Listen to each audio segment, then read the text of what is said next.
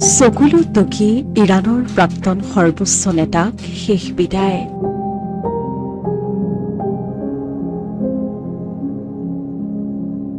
খামেইনিৰ অন্ত্যেষ্টিক্ৰিয়াত লাখ লাখ ইৰাণী নাগৰিকৰ চকুলো।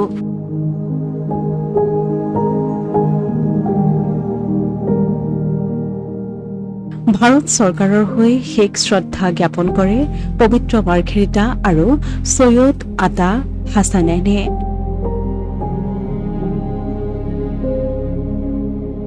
তেহৰানৰ ইমাম Khomeini grand মুছাল্লাহ মছজিদত এতিয়া কেৱল কান্দোনৰ ৰোল।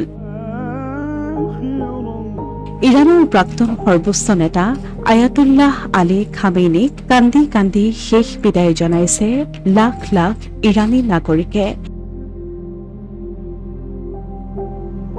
বুকু ভঙা কান্দোন আৰু গভীৰ শোকাকুল পৰিৱেশৰ মাজত সমগ্ৰ দেশবাসীয়ে তেওঁলোকৰ প্ৰয়াত নেতাজনক অন্তিম শ্ৰদ্ধা নিবেদন কৰিছে। বিগত ফেব্ৰুৱাৰী মাহত হোৱা বিমান দুৰ্ঘটনাত নিহত হোৱাৰ প্ৰায় 4 মাহ পাছত অৱশেষত ইৰাণৰ প্ৰাক্তন সৰ্বোচ্চ ধৰ্মীয় নেতা আয়াতুল্লাহ আলী খামেইনিৰ চৰকাৰী শেষকৃত্য প্ৰক্ৰিয়া 3 জুলাইৰ পৰা তেহৰাণত আৰম্ভ হৈছে। যুদ্ধ পৰিস্থিতি আৰু সুৰক্ষাজনিত কাৰণত দীৰ্ঘদিন পলম হোৱাৰ পাছত এতিয়া এক সপ্তাহজোৰা কাৰ্যসূচীৰে এই অন্ত্যেষ্টিক্ৰিয়া সম্পন্ন কৰা হৈছে।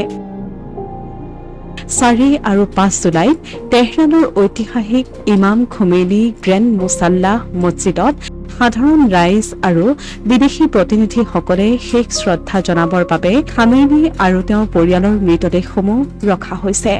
আৰু অহা 6 জুলাইত তেহৰানৰ ৰাজপথত মূল ধৰ্মীয় সমতল উলিওৱা হ'ব, য'ত লাখ লাখ লোক পুনৰ সমবেত হোৱাৰ সম্ভাৱনা আছে।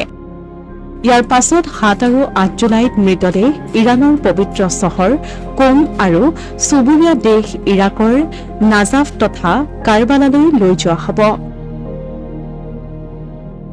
অহা 9 জুলাইত খামেইনিৰ জন্মস্থান মাছহাদৰ বিখ্যাত ইমাম ৰেজা দৰগাহত তেওঁৰ নশ্বৰ দেহ সমাধিস্থ কৰা হ'ব।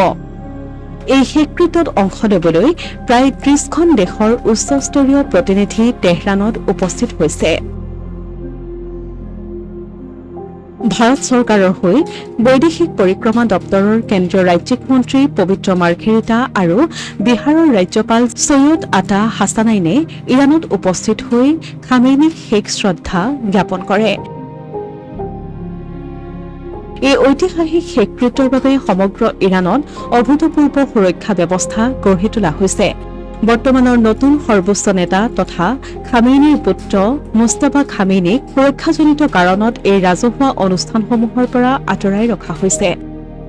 অৱশ্যে এই শোকাকুল সপ্তাহটো শান্তিপূৰ্ণভাৱে পাৰ কৰিবলৈ আমেৰিকা আৰু ইৰাণৰ মাজত সাময়িকভাৱে যুদ্ধ উত্তেজনা হ্ৰাস কৰিবলৈ সহমত প্ৰকাশ কৰা হৈছে।